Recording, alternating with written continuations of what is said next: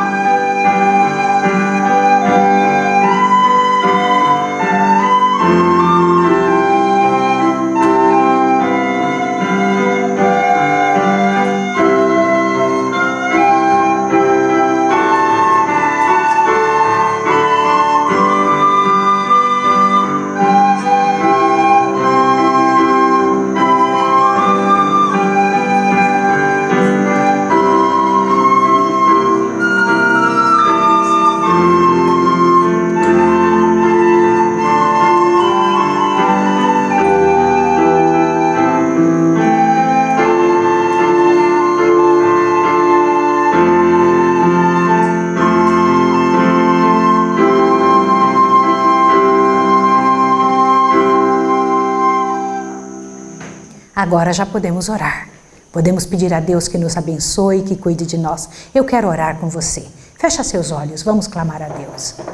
Santo Deus e amado Pai, glórias ao Teu nome para sempre, Senhor, por Sua bondade e misericórdia, por Seu cuidado. Nós Te amamos, Senhor. Nós não Te amamos como o Senhor merece, mas queremos aprender a Te amar. Queremos aprender a fazer do jeito de Jesus, como Ele nos ensina. Trabalha conosco, dá-nos a natureza amorosa de Jesus. Em nome dEle rogamos e agradecemos. Amém. Você se lembra que Maria, então, havia saído do sepulcro e avisado os seus irmãos? Porque Jesus disse para ela, vai, avise a João e a Pedro, aos discípulos e a Pedro, que eu ressuscitei. E que estou indo encontrar com eles num certo local que tinha falado antes. Observe, agora os discípulos não estavam mais tristes, porque Jesus vivia. Eu quero ler algo grandioso para você. Pega a sua Bíblia. Pega a sua Bíblia. Hoje nós vamos ler o que está em São Lucas, capítulo 24. Agora, enquanto você acha, eu preciso ler uma coisa linda para você. Olha só, presta atenção nisso. Que a pendida cabeça se erguesse, que os olhos se abrissem para vê-lo, que os ouvidos lhes escutasse a voz, e depois imediatamente dizei a seus discípulos que já ressuscitou. Mateus 28, 7. Convidai-os a olhar, não ao sepulcro novo de José, fechado como uma grande pedra e selado com o selo romano. Não é ali que temos que colocar os nossos olhos. Cristo não está ali. Lembre-se, Jesus não está na cruz, Jesus não está no sepulcro.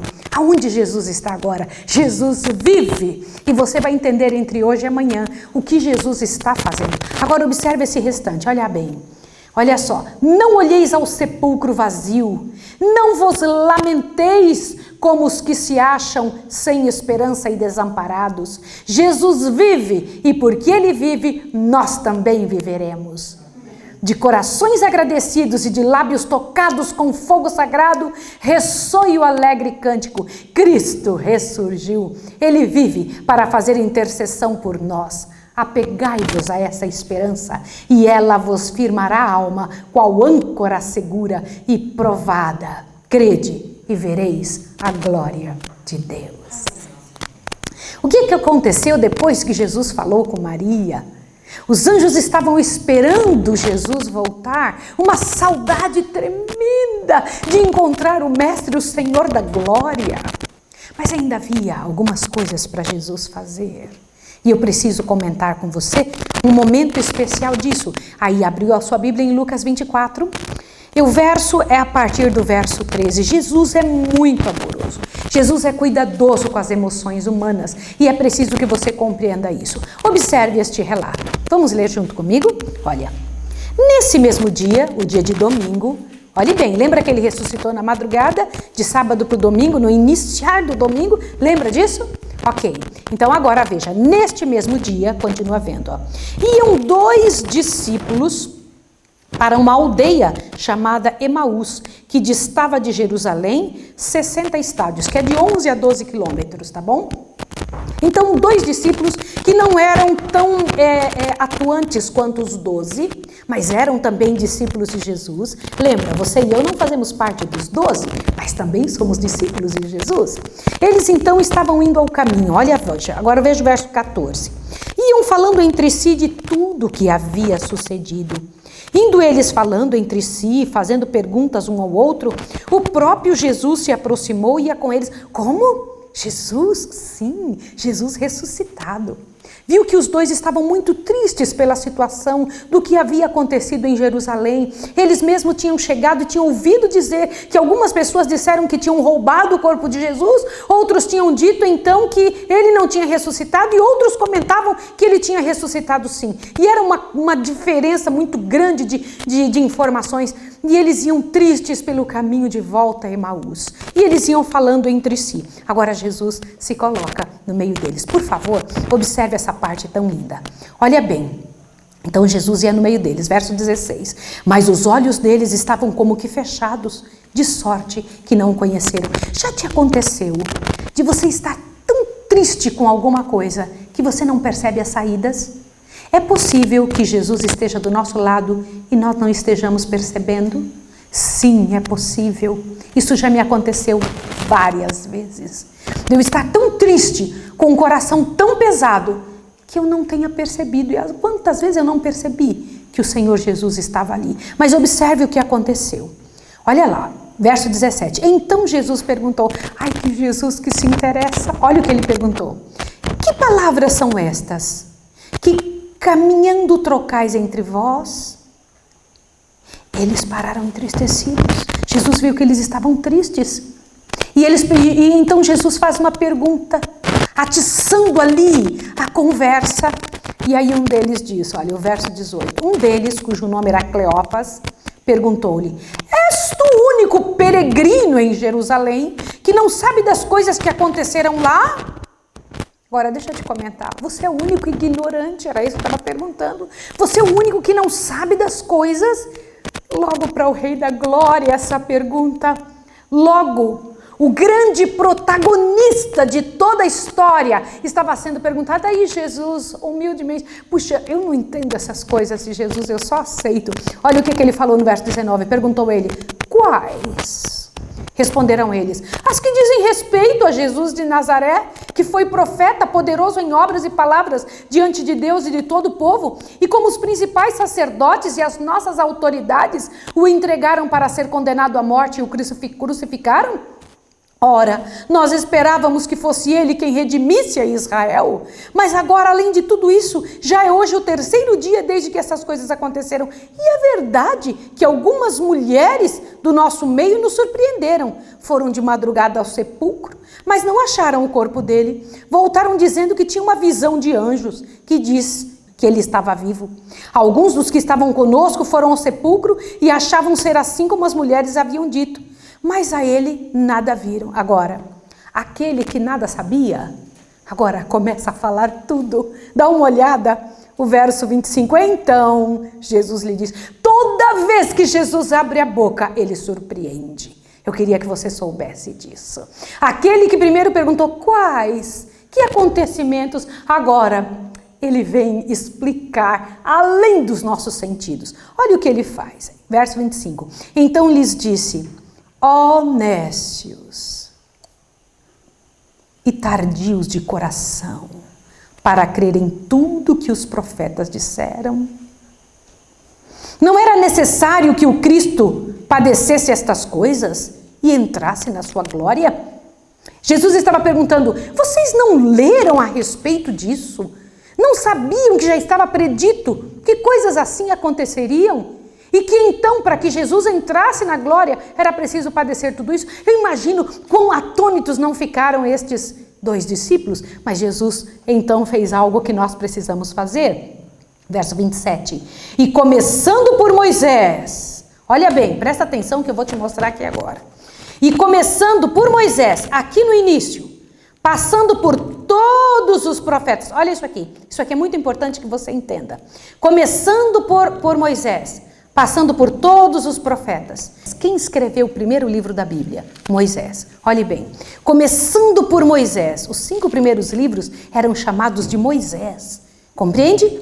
E então, eram os livros que Moisés tinha escrito, passando por todos os profetas, olha só, explicava o que a seu respeito constava em toda a Escritura. O que Jesus fez?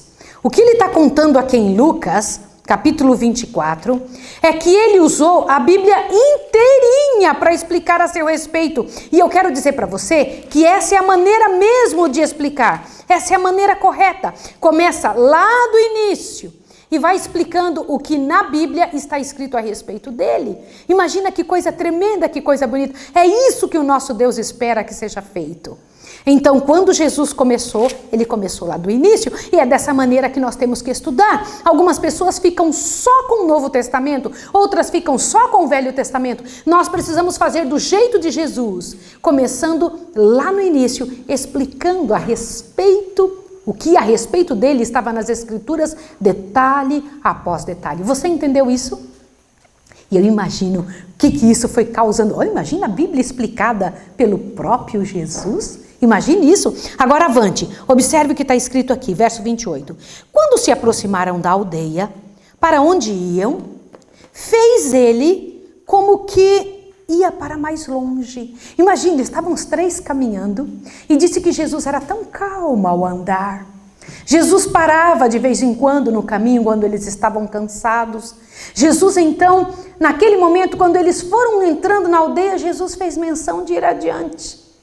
E então eles disseram o seguinte, verso 29, mas eles o constrangeram dizendo, fica conosco, pois já é tarde e o dia já declina. Então Jesus entrou para ficar com eles. Não fecha a sua Bíblia. Você tem insistido para Jesus ficar com você? Já parou para pensar que se eles não tivessem insistido com Jesus, Jesus não teria entrado com eles na casa deles? Agora, observe o que aconteceu, olha lá, 30. Estando com eles à mesa, ponto, Jesus entrou naquela casa simples. O Senhor da glória, majestade do céu, entrou ali naquele local. E quando ele entra ali naquele local, eles colocam uma alimentação simples. Tinha ali pão sobre a mesa, observe. E então abençoou e partiu, ele deu. Abriram-se os olhos quando Jesus começa a fazer esse trabalho de abençoar o pão. Era do jeitinho que Jesus fazia. Mas quando ele levanta as mãos para abençoar o pão, eles veem uma coisa diferente nas mãos de Jesus. Daquele viajante, havia algo. O que tinha na mão dele? O que havia na mão dele? E eles então, nossa, o jeito de Jesus, é ele que está aqui, imagina, abriram-se então os olhos e conheceram, mas ele desapareceu de diante deles. Uau! Eu fico imaginando uma coisa dessa. Aí disseram um para com o outro: não nos ardia em nós o coração, quando pelo caminho nos falava e quando nos abria as escrituras? Gente, quando há o poder de Deus, nos arde o coração. Imagine ouvir do próprio Jesus a mensagem da vida. Eles sentiam o coração arder quando Jesus falava. Que coisa tremenda. Na mesma hora, levantando-se, voltaram para Jerusalém. Opa, mas eles tinham vindo 12 quilômetros andando, aí eles voltaram para Jerusalém. Por quê? Porque eles tinham acabado... É isso que acontece quando a gente vê Jesus. A gente se enche de energia. Ah, que coisa tremenda, a gente se enche de energia. Aqueles discípulos que tinham ouvido Jesus, primeiro estavam tristes, aí depois ouvem Jesus, depois insistem para que Jesus ficasse com eles. Olha, quando eu era criança, tinha um hino que falava disso. E eu gostaria de cantar para você agora. Queria tanto que você ouvisse sobre isso. Era um hino que nós cantávamos em casa, bem quietinhos, na hora do nosso pôr do sol. E toda vez que meu pai tentava falar a respeito desse assunto no caminho de Emaús, eu me lembro que nós cantávamos também. Divino companheiro no caminho, sua presença sinto logo ao passar. Já tenho achado paz por toda sombra. Já tenho a luz bendita em seu olhar. Fica, Senhor, já se faz tarde. Tens meu coração para pousar, faz em mim morada eternamente. Fica, Senhor, meu Salvador. Não é bom demais quando a gente pode pensar que naquele dia aqueles homens insistiram. Eu quero insistir para Jesus ficar. O que isso causou? A presença de Jesus na casa, a presença de Jesus abençoando o pão, Jesus abençoando o alimento que eles iam comer. E então eles, na hora que descobriram Jesus, desapareceu no meio deles. E eu quero te explicar ainda nos dias seguintes, por que um corpo glorificado, lembra que Jesus era carne como você e eu sei que você deve estar pensando, não, Jesus era espírito. Olha, Jesus era carne como você e eu. Amanhã você vai entender sobre isso no próximo capítulo. Por que alguém glorificado é capaz de desaparecer? Você vai entender, tá bom? Mas observe, os discípulos estão voltando. Pega de novo Lucas 24. Dê uma olhadinha aqui, verso 33. Na mesma hora, levantando-se, voltaram para Jerusalém e encontraram reunidos 11. E os que estavam com eles, os discípulos tinham ido para o cenáculo, estavam lá pensando e orando e organizando o que iriam fazer. Agora observe isso que aconteceu, olhe bem, verso 34. Os quais diziam, ressurgiu, verdadeiramente o Senhor já apareceu a Simão. Então os dois contaram o que lhes acontecera no caminho e como tinham reconhecido o Senhor quando ele partiu o pão. Você sabia que nessa hora, olha bem isso aqui que você precisa saber. Eles bateram na porta, os discípulos estavam lá dentro com medo dos judeus. E aí quando bateram na porta e se identificaram, somos nós. Quando a porta foi aberta, não entrou 2, entrou 3. Observe isso aqui, ó. Veja o verso 36. Falavam ainda estas coisas quando Jesus se apresentou no meio deles e disse, paz seja convosco. Aí imagine a cena, Imagine esse momento. E eles todos ali, os 11 discípulos, agora vendo, todos juntos. Olha que coisa linda. Continua. Eles, espantados e atemorizados, pensavam que viam um espírito. Ele, porém, lhes disse: por que estáis perturbados? E por que sobem tais pensamentos nos vossos corações? Vede as minhas mãos e os meus pés. O que Jesus mostrou como prova de que ele era ele mesmo? O que Jesus mostrou? Que coisa linda, pense nisso. Vede as minhas mãos e os meus pés, sou eu mesmo. Apalpai-me, vede. Um espírito não tem carne nem ossos, como vedes que eu tenho. Dizendo isso, mostrou-lhe as mãos e os pés. E não... Espera um pouquinho. Ele tinha mãos e pés, sim ou não? Ele pediu para apalpá-lo, não foi isso? Guarde esta informação no seu coração. Avante, verso 41.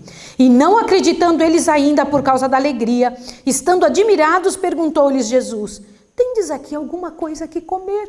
Ai, Senhor Jesus, como eu queria que Jesus viesse à minha casa e pedisse: Maísa, há alguma coisa para comer aqui? Que comida você acha que Jesus comeria? O que você acha que nós deveríamos ter para servir a Jesus?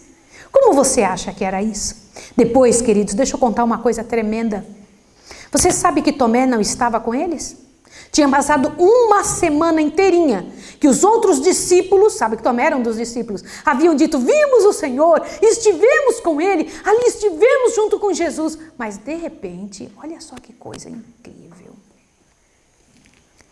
Num certo momento, quando eles estavam depois de uma semana juntos novamente, quem aparece no meio deles?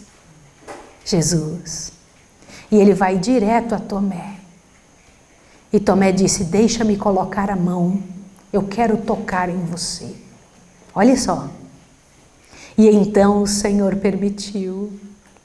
E quando Tomé tocou nele, ajoelhou-se na frente dele e disse: Senhor meu e Deus meu. Irmão e irmã que está me ouvindo, eu quero dizer uma coisa a você.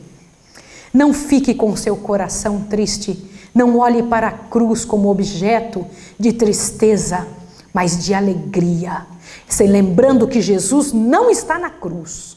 O nosso símbolo hoje é onde Jesus está. Não te leva a pensar muitas vezes, o que é que Jesus está fazendo há 2000 anos no céu? Como foi esse momento de chegada lá? O que aconteceu ali? O que tem acontecido agora? Qual é o trabalho de Jesus? Isso não te leva a fazer algumas perguntas? Muitas vezes na minha vida eu me perguntei sobre isso. Foi só quando eu comecei a estudar e fiquei impressionada de saber o grande trabalho de Jesus. O grande, o tremendo trabalho do nosso Senhor Jesus por mim e por você, por cada um de nós. E eu queria que você, pela graça e poder do Senhor, fosse até Ele hoje à noite ainda e dissesse: Senhor, trabalha comigo, movimente-se comigo, trabalhe no meu coração, me ajude, fique na minha casa, sente-se na minha mesa, coma do meu pão, abençoe o meu lar, abençoe a minha família, deixe-me tocar em Ti, Senhor. Jesus é um de nós ainda no céu. Jesus é um ser humano no céu, é um humano divino, é o nosso representante diante da corte celeste. Você sabia? Quando o teu nome é chamado, quando o meu nome é chamado, eu vou te dizer um negócio grandioso, que eu não entendo, mas eu aceito. Quando o meu nome é chamado, quando o teu nome é chamado, se você aceitou Jesus, olha a importância de aceitar Jesus. Olhe bem, digamos que chame assim, Maísa. O meu nome é chamado quando os livros são abertos. Adivinha quem se apresenta no meu lugar, porque é meu representante? Ele se apresenta e diz: estou aqui. Imagine isso. Que coisa tremenda. O nosso Jesus que venceu. O nosso Jesus que venceu a Satanás. Ele, pela graça, venceu em nosso lugar. Venceu a morte, venceu o inferno, venceu o pecado. Ele nos representa diante do céu. E você quer saber do que mais?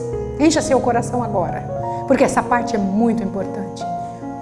Quando o Senhor Jesus se apresenta no meu lugar e no seu lugar, o Pai nos aceita como se fosse o próprio Filho. Pode imaginar isso? Por quê? Porque o Senhor nos vê no amado. E Ele diz: eles são aceitos no amado. Entende por que isso? Entende porque é tão importante Jesus estar na sua vida? Entende porque é tão necessário você pedir a presença dEle, você pedir que Ele permaneça? Isso é importante, isso é necessário. Mas aqui, ainda existe uma coisa tremenda para você saber. Ainda existe um pedaço muito grande da história para você entender como foi a chegada dele no céu. O que ele está fazendo lá durante todo esse tempo. Você volta aqui amanhã, vamos estudar novamente. Estaremos juntos para poder estudar a verdade do Evangelho. Fecha seus olhos que eu quero orar com você. Bendito e glorioso Deus, louvado seja o teu nome para sempre, por permitir, Senhor, por se interessar pelos seres humanos da terra, por se envolver conosco, Senhor, por nos aceitar em nome de Jesus, pela graça e poder de Jesus Cristo, trazer-nos de volta ao teu seio, Senhor. Glórias ao teu nome. Eu te peço que o Senhor fique realmente em nossa casa. Eu te peço que o Senhor passeie aqui pelos jardins da Escola de Profetas. Eu te peço que o Senhor entre dentro dos corações. Eu te peço que o Senhor entre em cada quarto, em cada vida, em cada departamento e que pela graça e poder de Jesus visite esta pessoa que está em casa. Encha-nos, ó Pai, fortalece-nos. Fica, Senhor, fica nosso Salvador. Em nome de Jesus. Amém. Deus abençoe você. Até o sermão de amanhã.